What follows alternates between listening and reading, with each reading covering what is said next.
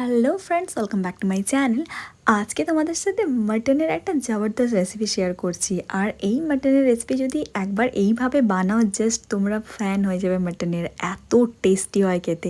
আজকে বানাবো মাটির উনুনে মাটির হাঁড়িতে দারুণ টেস্টি লাজবাব মাটন কষা।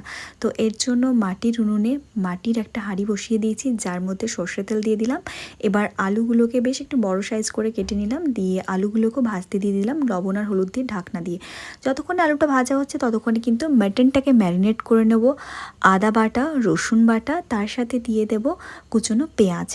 এবার এর মধ্যে দিয়ে দিচ্ছি পরিমাণ মতো সর্ষের তেল। খুব সামান্য পরিমাণ দিলাম, খুব বেশি দিলাম না, জাস্ট 1 থেকে 1.5 চামচের মতো পরিমাণ মতো হলুদের গুঁড়ো দিয়ে ভালো করে মিশিয়ে নিচ্ছি। সামান্য লঙ্কার গুঁড়ো কিন্তু এর মধ্যে দিয়েছি। মাটনটা আমাদের ম্যারিনেট করা হয়ে গেলো। আর এইদিকে কিন্তু আলুটাও যে ভাজা করতে দিয়েছিলাম, প্রায় আমাদের আলুটা ভাজা হয়ে গেছে। আর মাটনের আলুটা কিন্তু একটু বড় সাইজে করে রাখলেই কিন্তু ভালো হয়।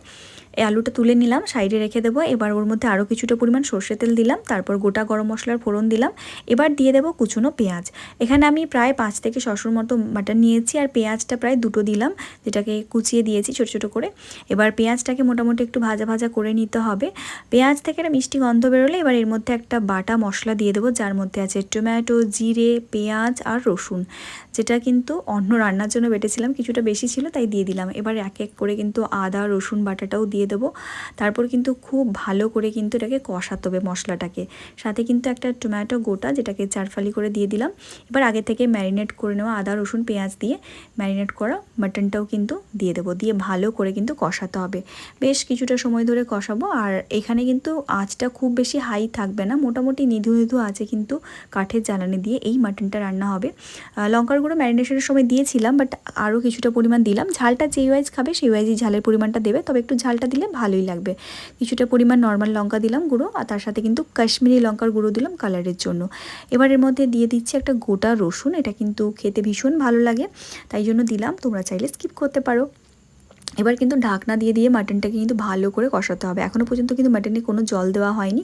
এটা কষাতে কষাতেই কিন্তু যেহেতু লবণ দেওয়া আছে তাই জলটা বেরিয়ে গেছে, বাট এখনও পর্যন্ত জল দেবো না। এটাকে কিন্তু মাঝে মধ্যে ঢাকনা খুলে ভালো করে কিন্তু কষাতে হবে, মাঝে মধ্যে খুন্তি দিতে হবে, তা নাহলে কিন্তু নিচের মধ্যে ধরে যেতে পারে, মানে পুরো পুরো ব্যাপারটা পাওয়া যাবে না। আর এখনও পর্যন্ত জল দেওয়া হয়নি। মাটনটা কিন্তু যেই জলটা বেরিয়েছিল তার মধ্যেই কিন্তু কষানো চলছে। আর কালারটা দেখতে পাচ্ছ কি ব্যাপক চলে এসছে, বেশ সুন্দর কালারটাও চলে এসছে, আর তেলটাও ছেড়ে ছেড়ে এসছে। এই মুহূর্তে কিন্তু মাটনটা আমাদের পুরোপুরি কমপ্লিটলি মানে সুন্দরভাবে কষানো হয়ে গেছে। এবার কিছুটা পরিমাণ মশলা ধোয়ার যে বাটি ধোয়া জলটা দিয়ে দিলাম, তারপর আরও কিছুটা সময় কষাবো। এবার এর মধ্যে দিয়ে দেবো পরিমাণ মতো জল, আর তার সাথে কিন্তু আলুটাও দিয়ে দিলাম, আগে থেকে ভেজে নেওয়া, বেশ বড় সাইজ করে কেটেছিলাম। আরও কিছুটা পরিমাণ আমি জল দিলাম, কারণ আমার মনে হলো মাটনটা সেদ্ধ হতে একটু সময় লাগবে। আর যদি এখন কিন্তু ফ্লেমটাও কিন্তু আমি বাড়িয়ে দেবো, মানে তাপের পরিমাণটাও বাড়িয়ে দেবো যাতে টকবক করে ফোটে। এবার ঢাকনা দিয়ে কিন্তু মাটনটাকে প্রায় 30 মিনিটের মতো ফোটাতে হবে ভালো করে। মাটন এবং আলুটা খুব ভালো করে সেদ্ধ হলে নামানোর আগে জাস্ট একটু গরম মশলা দিয়ে দিলেই কিন্তু আমাদের মাটনটা একদম রেডি। আর মাটির হাঁড়িতে বানানোর জন্য কিন্তু এর এক্সট্রা একটা ফ্লেভার অ্যাড হয়, যেটা ভীষণ ভালো লাগে। আর চলো এবার তাহলে সার্ভ করা যাক গরম গরম সাদা ভাত, আর তার সাথে একদম মাটির হাঁড়িতে মাটন। একদম একটু ঝোলঝোল রেখেছি, যেই ওয়াইজ তোমরা গ্রেভি রাখতে চাও সেই ওয়াইজ জলের পরিমাণটা দেবে। আমি একটু জলের পরিমাণটা বেশি দিয়েছি, তোমরা চাইলে জলের পরিমাণটা একটু কমও দিতে পারো। তো একদম গরম গরম ভাত, আর তার সাথে কিন্তু ধোয়া ওঠাই মাটনের ঝোল, আহা দারুণ টেস্টি। তারপর আবার কলা পাতাতে কিন্তু আজকের খাবারটা সার্ভ করেছি। মাঝে মধ্যে কিন্তু এভাবে কলা পাতাতে খেতে ভালোই লাগে। তোমরা জানিও আজকের এই রেসিপিটা তোমাদের কেমন লাগলো, এবং আমার ভিডিওগুলো তোমাদের যদি ভালো লেগে থাকে তাহলে চ্যানেলটাকে অবশ্যই সাবস্ক্রাইব করে নাও, এবং ফ্রেন্ডস এবং ফ্যামিলির সাথে রেসিপিটাকে শেয়ার করে নাও। মাটনটা খেতে জাস্ট লাজবাব হয়েছিল, এবং নুন ঝালের পরিমাণটা একদম পারফেক্ট ছিল। তোমরা যাওয়ার আগে অবশ্যই জানো তোমাদের কার কার মাটন ভীষণ ফেভারিট।